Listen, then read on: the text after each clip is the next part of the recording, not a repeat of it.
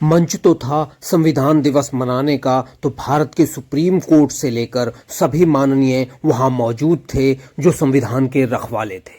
आप सबने सुना होगा कि विपक्ष कैसे संविधान के सहारे सरकार को घेरने की कोशिश कर रहा है, लगातार बिना संविधान को जाने समझे। ऐसे में आज प्रधानमंत्री संविधान पर बोलते हुए एक बार फिर फुल फॉर्म में दिखाई दिए। प्रधानमंत्री ने अपने भाषण में सबके धागे खोल दिए। प्रधानमंत्री ने उन सबको आईना दिखा दिया जो संविधान की बात करते थे। प्रधानमंत्री मोदी ने बताया कि कैसे संविधान पूरी तरह से लागू नहीं हुआ था पूरे भारत में। मोदी ने इस मौके पर हर उसको उनकी असलियत बता दी जो संविधान पर रोना रोते रहे हैं, लेकिन संविधान को पूरी तरह से लागू नहीं कर पाए अपनी सरकार में रहते हुए। मोदी यही नहीं रुके।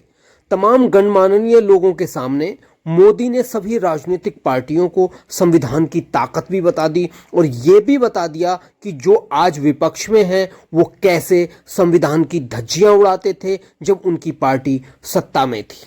संविधान दिवस समारोह के अवसर पर सुप्रीम कोर्ट में प्रधानमंत्री नरेंद्र मोदी ने वकीलों और कर्मचारियों को संबोधित किया। पीएम मोदी ने कहा कि संविधान सभा की बहस के दौरान बाबा साहेब अंबेडकर ने कहा था, संविधान केवल वकीलों का दस्तावेज नहीं है, उसकी भावना हमेशा युग की भावना है। पीएम मोदी ने कहा कि लोकतंत्र के इस महत्वपूर्ण पर्व का जब हम स्मरण कर रहे हैं, तब ये भी नहीं भूल सकते कि आज ही के दिन मुंबई में हुए आतंकी हमले की बरसी भी है। तो प्रधानमंत्री ने उसको भी याद किया।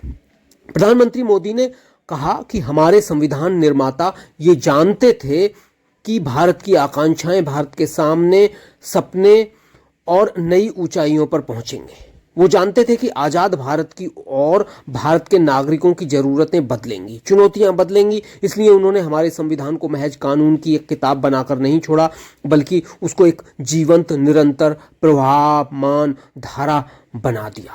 प्रधानमंत्री मोदी ने कहा कि भारतीयों को त्वरित न्याय मिले, इसके लिए नई न्याय संहिता लागू की गई और दंड आधारित व्यवस्था व न्याय आधारित व्यवस्था में बदल चुकी है। पिछले 10 वर्षों में 35 करोड़ से ज्यादा ऐसे भारतीयों का बैंक खाता खुला है जो बैंक के दरवाजे पर नहीं पहुंचे। देखिए प्रधानमंत्री क्या बोले। के मुख्य न्यायाधीश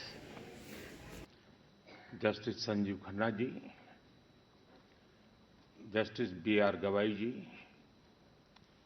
जस्टिस सूर्यकांत जी, केंद्रीय मंत्रिमंडल के मेरे साथी श्रीमान अर्जुन मेघवाल जी, अटॉर्नी जनरल श्री वेंकट रमणी जी, बार काउंसिल के अध्यक्ष Manan Kumar Mishra ji, supreme court bar association के अध्यक्ष श्री कपिल सिब्बल जी, सुप्रीम कोर्ट के न्यायमूर्तिगण, पूर्व मुख्य न्यायाधीशगण, उपस्थित अन्य महानुभाव, देवी और सज्जनों, आपको सभी देशवासियों को संविधान दिवस की बहुत बहुत शुभकामनाएं। भारत के संविधान का ये 75वां साल पूरे देश के लिए एक असीम गौरव का विषय है। मैं आज भारत के संविधान को, संविधान सभा के सभी सदस्यों को आदरपूर्वक नमन करता हूं। साथियों, हम लोकतंत्र के इस महत्वपूर्ण पर्व का जब स्मरण कर रहे हैं उस समय ये भी नहीं भूल सकते कि आज मुंबई में हुए आतंकी हमले की भी बरसी है। इस हमले में जिन व्यक्तियों का निधन हुआ उन्हें मैं अपनी श्रद्धांजलि देता हूं। मैं देश का ये संकल्प भी दोहराता हूं कि भारत की सुरक्षा को चुनौती देने वाले हर आतंकी संगठन को मुंह तोड़ जवाब दिया जाएगा।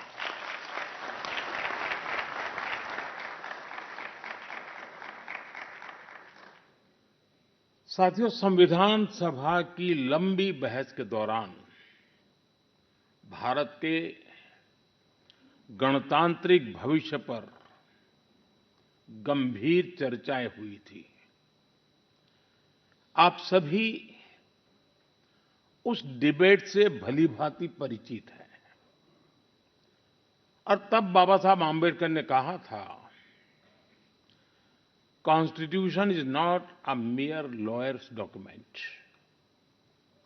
Its a spirit is always the spirit of age.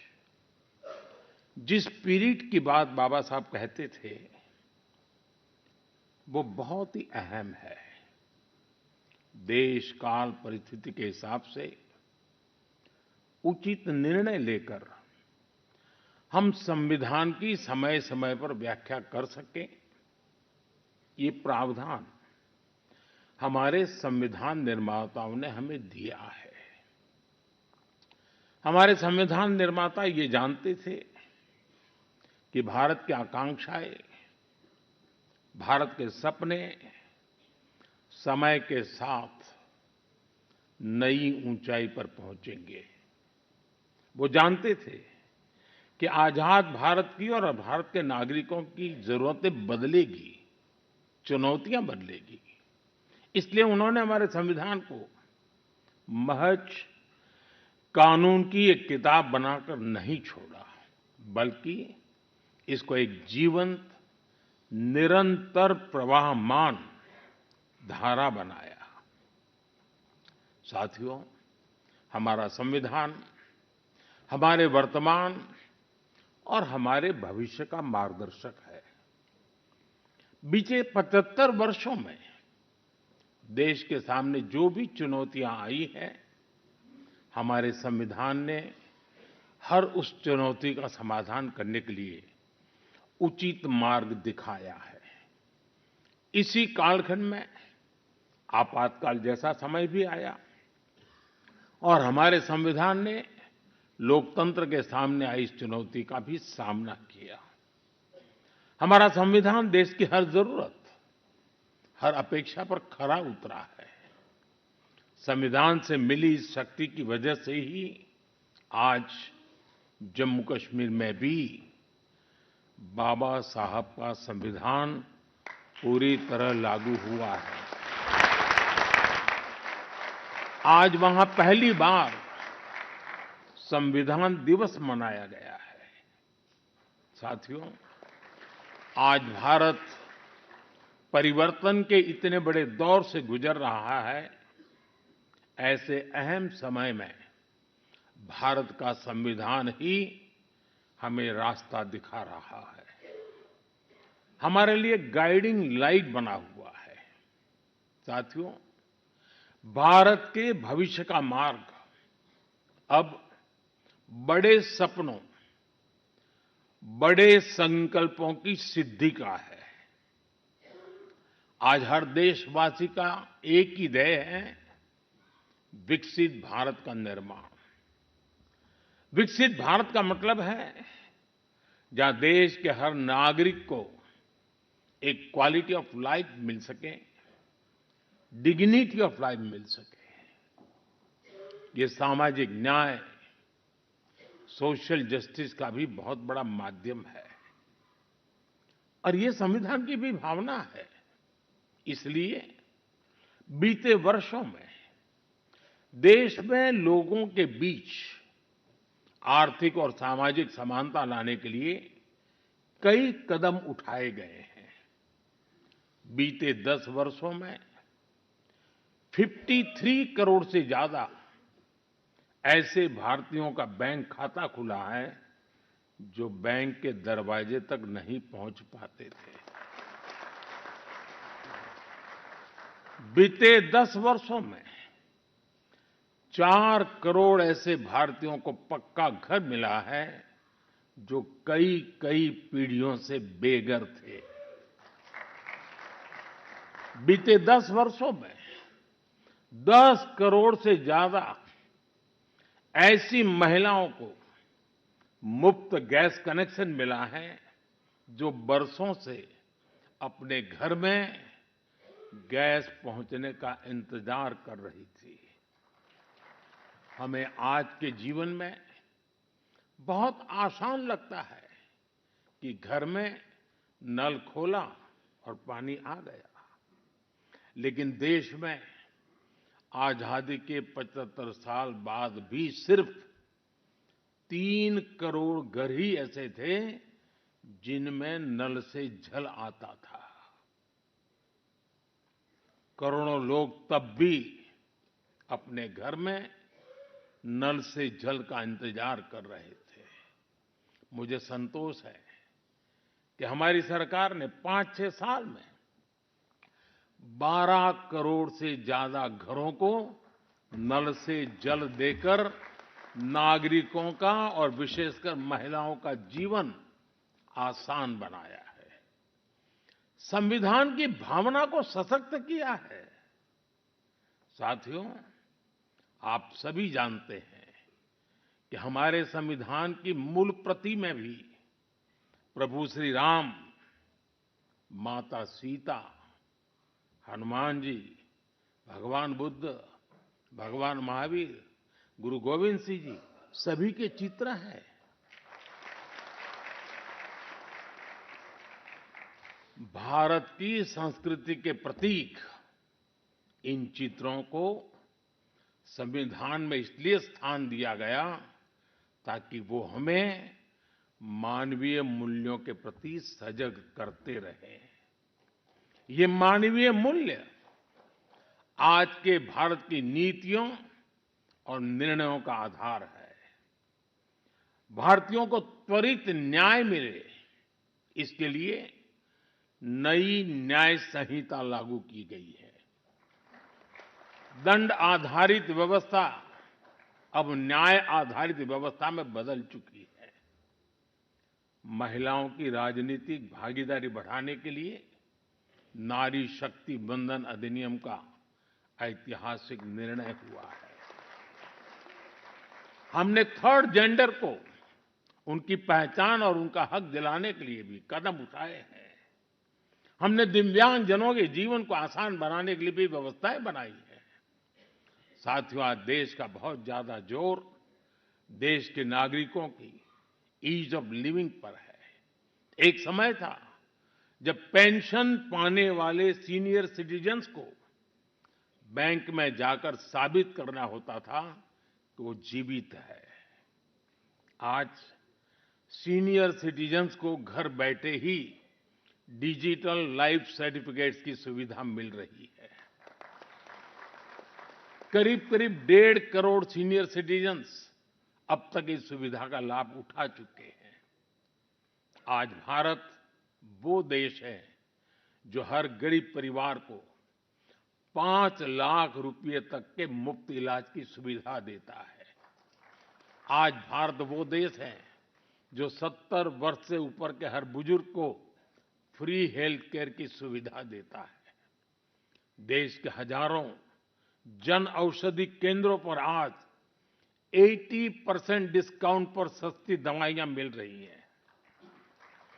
एक समय में हमारे देश में इम्यूनाइजेशन की कवरेज भी 60% से भी कम थी। करोड़ों बच्चे हर साल टीकाकरण से छूट जाते थे। आज मुझे संतोष है कि अब मिशन इंद्रधनुष की वजह से भारत में इम्यूनाइजेशन की कवरेज 100% पहुंच रही है। आज दूर सुदूर के गांवों में भी समय पर बच्चों का टीकाकरण हो पा रहा है।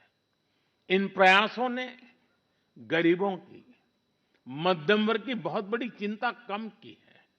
साथियों, आज देश में कैसे काम हो रहा है उसका एक उदाहरण एस्पिरेशनल डिस्ट्रिक्ट अभियान भी है। देश के 100 से अधिक ऐसे जिले जिन्हें पिछड़ा कहा जाता था, हमने उन्हें एस्पिरेशनल डिस्ट्रिक्ट माना और वहां हर पैरामीटर में विकास की गति तेज की गई है। आज देश के अनेक एस्पिरेशनल डिस्ट्रिक्ट दूसरे जिलों से बहुत बेहतर कर रहे हैं।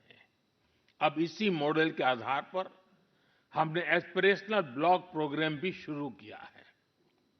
साथियों, लोगों की रोजमर्रा की जिंदगी से परेशानियां खत्म करने पर भी आज देश का बहुत ज्यादा जोर है।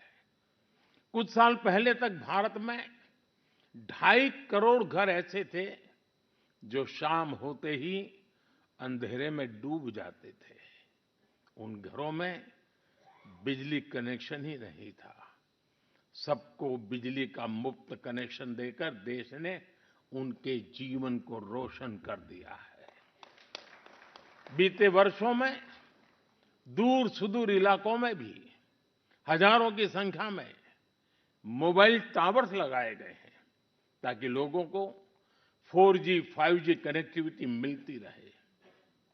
पहले कभी आप अंडमान या लक्षद्वीप जाते थे तो वहां ब्रॉडबैंड कनेक्टिविटी नहीं मिलती थी। आज अंडर वाटर ऑप्टिकल फाइबर ने ऐसे द्वीपों तक भी अच्छी स्पीड वाला इंटरनेट पहुंचा दिया है। हमारे यहां गांव के घरों, गांव की जमीन से जुड़े कितने विवाद होते रहे हैं, ये भी हम भली-भांति जानते हैं। पूरी दुनिया में विकसित देशों के सामने भी लैंड रिकॉर्ड एक बहुत बड़ा चैलेंज रहा है, लेकिन आज का भारत इसमें भी लीड ले रहा है। पीएम स्वामित्व योजना के तहत आज गांव के घरों की ड्रोन मैपिंग की जा रही है और लीगल डॉक्यूमेंट इश्यू किए जा रहे हैं। साथियों, देश के विकास के लिए आधुनिक इंफ्रास्ट्रक्चर का तेज निर्माण भी उतना ही जरूरी है। इंफ्रास्ट्रक्चर के प्रोजेक्ट समय पर पूरे होने से देश का धन भी बचता है और प्रोजेक्ट भी, उसकी उपयोगिता भी बहुत बढ़ जाती है। इसी सोच के साथ प्रगति नाम से एक प्लेटफॉर्म बनाया गया है जिसमें इंफ्रा प्रोजेक्ट्स का रेगुलर रिव्यू होता है और इनमें से कुछ प्रोजेक्ट्स तो ऐसे होते जो 30-30, 40-40 साल से पेंडिंग थे। मैं खुद इसकी मीटिंग्स को चेयर करता हूं। आपको जानकर अच्छा लगेगा कि अभी तक 18 लाख करोड़ रुपए के ऐसे प्रोजेक्ट्स को रिव्यू करके उनके सामने की अड़चनों को दूर किया जा चुका है। समय पर पूरे हो रहे प्रोजेक्ट्स लोगों के जीवन पर बहुत सकारात्मक प्रभाव डाल रहे हैं। देश में हो रहे ये प्रयास देश की प्रगति को भी गति दे रहे हैं और संविधान की मूल भावना को भी सशक्त कर रहे हैं। साथियों, मैं अपनी बात डॉक्टर राजेंद्र प्रसाद जी के शब्दों के साथ समाप्त करना चाहूंगा। 26 नवंबर, आज के ही दिन 1949 में संविधान सभा में अपने समापन भाषण में डॉक्टर राजेंद्र प्रसाद जी ने कहा था, भारत को आज ईमानदार लोगों के एक समूह से ज्यादा कुछ नहीं चाहिए जो अपने हितों से आगे देश का हित रखेंगे। नेशन फर्स्ट, राष्ट्र सर्वप्रथम की यही भावना भारत के संविधान को आने वाली कई कई सदियों तक जीवंत बनाए रखेगी। संविधान ने मुझे जो काम दिया है, मैंने उसी मर्यादा में रहने का प्रयास किया है। मैंने कोई एनक्रोचमेंट की कोशिश नहीं की है, क्योंकि संविधान ने मुझे वो काम कहा, इसलिए मैंने अपनी मर्यादाओं को संभालते हुए अपनी बात को रखा है। यहाँ तो इशारा ही करना होता है, ज्यादा कुछ कहने की जरूरत नहीं होती है। बहुत बहुत धन्यवाद।